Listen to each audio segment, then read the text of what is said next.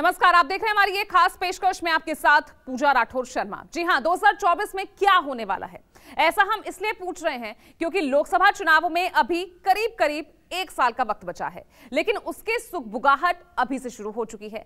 तमाम सियासी पार्टियां अपनी अपनी रणनीति को आखिरी रूप देने में जुट गई हैं और हैरानी की बात यह है कि तमाम सियासी दिग्गज एक ही लाइन पर खड़े दिखाई दे रहे हैं। ये लाइन है हार्डकोर हिंदुत्व का। आप ये रिपोर्ट देखिए और समझिए कि कैसे देश के सबसे बड़े सूबे की सियासी पार्टियां अभी से राम राम का रट लगा रही हैं। बजरंग बली की, बजरंग बली की।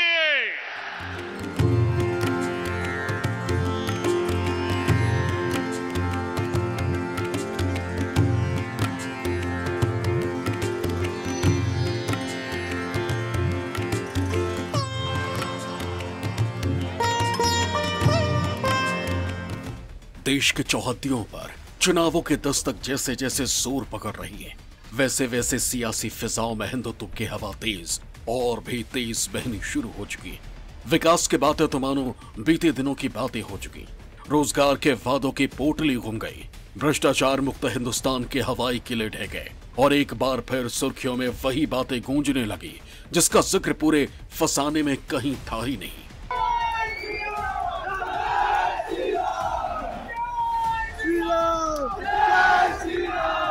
क्या सत्ता के सूरमा और क्या विपक्ष के बहादुर, सबके सब एक साथ धर्म के सबसे बड़े ध्वजवाहक बनने को बेचैन हैं।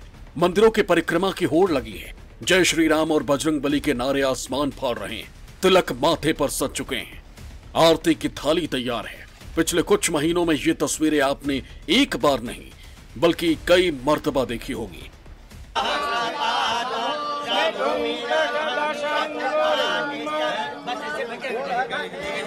आगे सामने सामने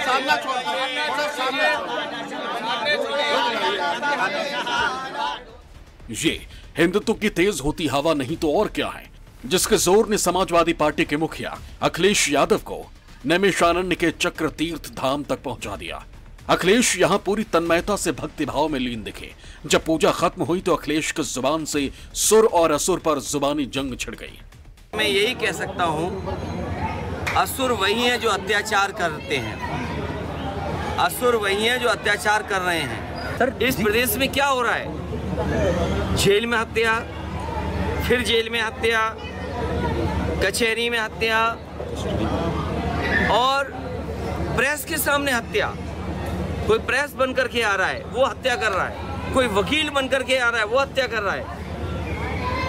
क्या यही उत्तर प्रदेश का लॉ एंड ऑर्डर है? नैमिषारण्य से तो अखिलेश के मंदिर मंदिर परिक्रमा का मात्र प्रारंभ हुआ। अगले कुछ महीनों में वो यूपी के हर उस तीर्थ स्थल का दौरा करेंगे जिसे बीजेपी के चुनावी एजेंडे में कर्म भूमि और धर्म भूमि दोनों का दर्जा हासिल है। खबर है कि नैमिषारण्य के बाद अखिलेश अयोध्या में भव्य निर्माण की आखिरी मुकाम पर पहुंच चुके रामलला के दर्शन करेंगे। इसके बाद वो प्रधानमंत्री नरेंद्र मोदी के गढ़ काशी विश्वनाथ धाम भी पधारेंगे। इतना ही नहीं, बताया ये भी जा रहा है कि अखिलेश के कृष्ण नगरी मथुरा जाने का भी प्लान तैयार है। यानी समाजवादी पार्टी बीजेपी के भगवा एजेंडे पर ताल ठोकने के लिए तैयार हो चुकी। समाजवादी पार्टी उत्तर प्रदेश के प्रत्येक जिले में कार्यकर्ताओं का परीक्षण शिविर लगाएगी।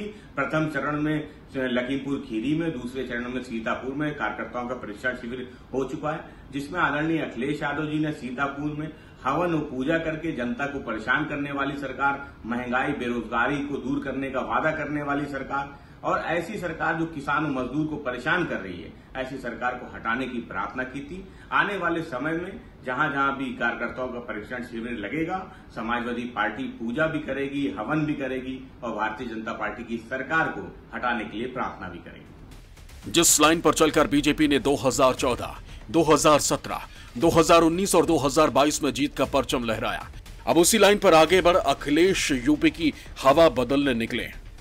अखिलेश यादव ने तपस्वियों की सबसे बड़ी धरती नैमिषारण्य से अपने पार्टी कार्यकर्ताओं और पदाधिकारियों को ये साफ साफ संदेश दे दिया है कि जिसे पार्टी का सॉफ्ट हिंदुत्व समझा जा रहा है, दरअसल वही पार्टी का सबसे हार्ड हथियार है और पार्टी इसी लाइन पर चलकर बीजेपी को कड़ी टक्कर देने वाली है। नफरत विघटन के नाम पर देश में महंगाई बेरोजगारी चरम पर है और लगातार लॉ एंड ऑर्डर के मामले में उत्तर प्रदेश पूरी तरीके से फेल है। और मुख्य विपक्ष की भूमिका होने की वजह से अखिलेश यादव जी भारतीय जनता पार्टी की पिच पर मत खेलें, उनको यही कांग्रेस पार्टी सलाह देगी, बल्कि नफरत और बंटवारे की जो ये राजनीति है इससे बाहर निकलकर विकास परक मुद्दा परक राजनीति में खुल के सामने आना चाहिए। उत्तर प्रदेश में किसी भी राजनीतिक दल के नेता को जाना सभी जगह चाहिए। और जहां तक इस बात को जो चला रहा है मीडिया के साथ हिंदुत्व पे अखिलेश उतर आए, अब हिंदुत्व के तमाम अयोध्या मथुरा काशी जाएंगे, इन चीज़ों में कुछ रखा नहीं। देखिए, लोग और जनता समझदार है और 2024 के चुनाव से पहले कितने भी इस तरह के कर्म दिखावे के लिए कर लिए जाएं, जनता 2024 के चुनाव में आदरणीय मोदी जी, आदरणीय योगी जी के नेतृत्व में 80 के 80 लोकसभा पे भारतीय जनता पार्टी का विजय परचम फहराने जा रही है। अखिलेश यादव एकदम अटैकिंग अंदाज में बैटिंग कर रहे हैं, जिसने लाल सेना का जहां जोश 7वें आसमान पर पहुंचा दिया, वहीं भगवा ब्रिगेड को टेंशन में डाल दिया, क्योंकि हिंदुत्व के मोर्चे पर अब तक बीजेपी सपा को घेरती रही थी, लेकिन अब सपा बीजेपी को ही उसके सबसे मजबूत मोर्चे पर खुली चुनौती दे रही है। अब आप सोच रहे होंगे कि आखिर अखिलेश ने हार्ड हिंदुत्व का यह बदलाव किया क्यों? तो इसकी कई वजहें हैं। दरअसल अखिलेश विशेष वर्ग की अपनी पार्टी वाली छवि बदलना चाहते हैं। वो जानते हैं कि MY समीकरण के सहारे चुनाव जीतने की स्थिति नहीं है, इसलिए राम मंदिर के उद्घाटन से पहले धर्म के मुद्दे पर आगे बढ़ना सही है। लोकसभा चुनाव से पहले ही राम मंदिर का उद्घाटन होगा, जिसके बाद हिंदू मुस्लिम ध्रुवीकरण से सपा को नुकसान होने की आशंका है। इससे बीजेपी को हराने के लिए अल्पसंख्यक वोटों पर निर्भरता भी खत्म होगी, जो 2012 के बाद से हार के सिलसिले को तोड़ने के लिए बेहद जरूरी है। अखिलेश के रुख में बदलाव से यह साफ है कि उन्हें मुस्लिम से ज्यादा हिंदू वोटर्स की चिंता सता रही है। तभी तो पार्टी के मुखिया हार्ड हिंदुत्व की लाइन पर आकर खड़े हो गए। ऐसे में सवाल यह भी उठ रहा है कि सपा के इस राजनीतिक प्रयोग से कहीं मुस्लिम मतदाता खिसक तो नहीं जाएंगे। अखिलेश को मंदिरों में जाने से क्या मिलेगा, और क्या अखिलेश सॉफ्ट हिंदुत्व के लिए अपनी पार्टी को सियासी मजबूती दे सकेंगे? 2022 के विधानसभा चुनाव में समाजवादी पार्टी 32% से ज्यादा वोट हासिल करने में कामयाब रही। रिपोर्ट के मुताबिक सूबे में मुस्लिम वोटर्स में 80% से ज्यादा वोट समाजवादी पार्टी को मिला। फिर भी ये लोग मिलकर बीजेपी को सत्ता में वापसी से नहीं रोक पाए। अब समाजवादी पार्टी की ये कोशिश है कि अंबेडकर वादियों और लोहिया वादियों को एक मंच पर लाकर 40 से 45% वोट हासिल किया जा सके। सवाल यह है कि क्या अखिलेश बीजेपी को हिंदुत्व के मोर्चे पर चुनौती दे पाएंगे, क्योंकि 24 के चुनाव से पहले राम मंदिर पूरा होने वाला है। ऐसे में क्या अखिलेश उससे पहले बीजेपी के सामने हिंदुत्व की उससे भी बड़ी और हार्ड लाइन खींच पाएंगे? और एक सवाल इस बात का भी है, जिस हिंदुत्व के रथ पर अखिलेश आगे निकले, क्या वो यूपी की जनता के दिल में अपनी जगह बना पाएगा? लखनऊ से अशोक तिवारी, न्यूज़ 24।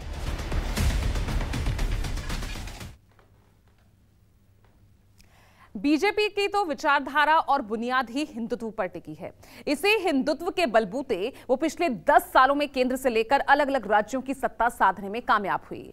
यही वजह है कि विरोधी पार्टियां अब बीजेपी के इस फॉर्मूले में सेंध लगाने की कोशिश कर रही है। पिछले कुछ सालों में कांग्रेस ने बीजेपी के हार्ड हिंदुत्व के मुकाबले अपने सॉफ्ट हिंदुत्व की एक इमेज तैयार की है। अब 2024 के चुनाव से पहले पार्टी के दिग्गज नेता अपनी इसी इमेज को मांझने की कोशिश कर रहे हैं।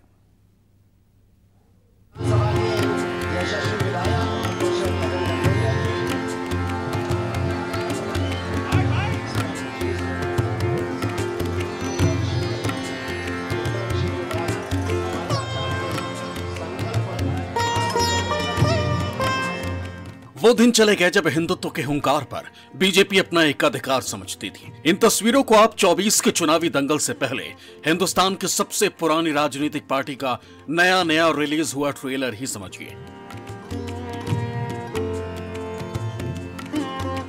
सोनिया और राहुल के बाद कांग्रेस के सबसे कद्दावर नेता प्रियंका ने जब सोमवार को जबलपुर में पवित्र नर्मदा के तट से मध्य प्रदेश विधानसभा चुनावों का बिगुल फूंका, तो वो धर्म और आस्था के जिस आसमानी रंग में रंगी दिखाई दी, उससे साफ हो गया कि 2024 से पहले हिंदुत्व के अपने सियासी हथियार की धार पर रखने का कोई भी मौका वो हाथ से जाने देना नहीं चाहती।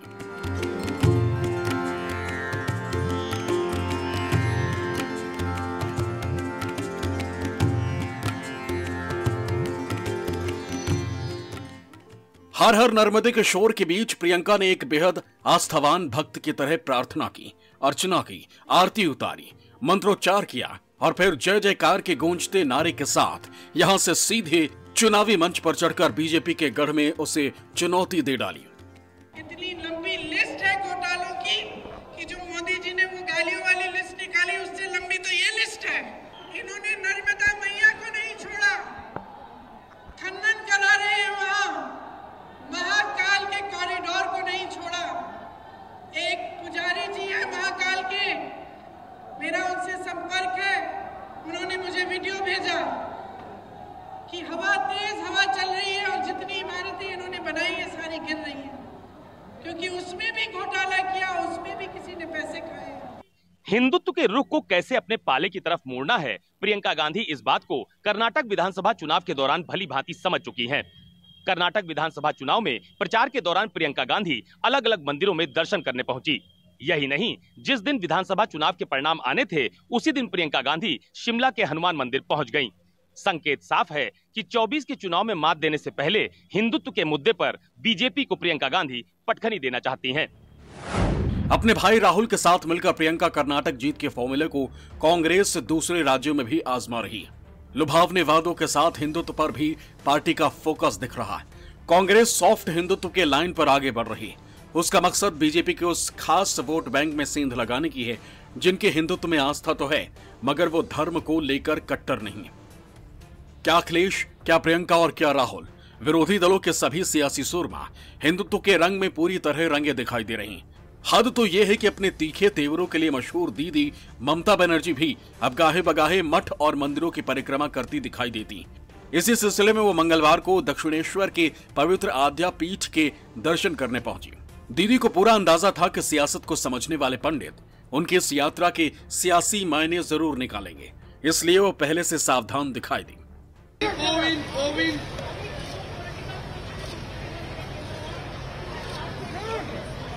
तो 24 के चुनावों से पहले हिंदुत्व पर ऐसी होड़ मची है कि सियासत का कोई भी सूरमा इसमें एक दूसरे से 1 इंच भी पीछे नहीं रहना चाहता। मानो ये आज ही तय हो चुका है कि अगले साल होने वाले लोकसभा चुनावों में सत्ता उसे ही मिलेगी जो हिंदुत्व का सबसे बड़ा पैरोकार होगा। ऐसे इक्का दुक्का ही बच गए हैं जिन्होंने इस दौर से खुद को अलग रखने का जोखिम लिया है। पिछले कुछ समय से बीजेपी व कांग्रेस में, खासकर बीजेपी व कांग्रेस में अब इस मुद्दे पर काफ़ी प्रमुखता से लड़ाई चल रही है कि इन दोनों में से कौन बड़ा हिंदुत्ववादी है, वह हिंदू भक्त हैं तथा पूजा पाठ करने में भी माहिर है। लेकिन इससे ये जरूर स्पष्ट होता है कि हिंदू धर्म को छोड़कर बाकी सभी धर्मों की ये दोनों पार्टियां उपेक्षा कर रही हैं, जो इनका ये कृत्य संविधान की मंशा के विरुद्ध भी है। जबकि बीएसपी सभी धर्मों का एक बराबर सम्मान करती है। मायावती राजनीतिक रुख को अच्छी तरह समझती।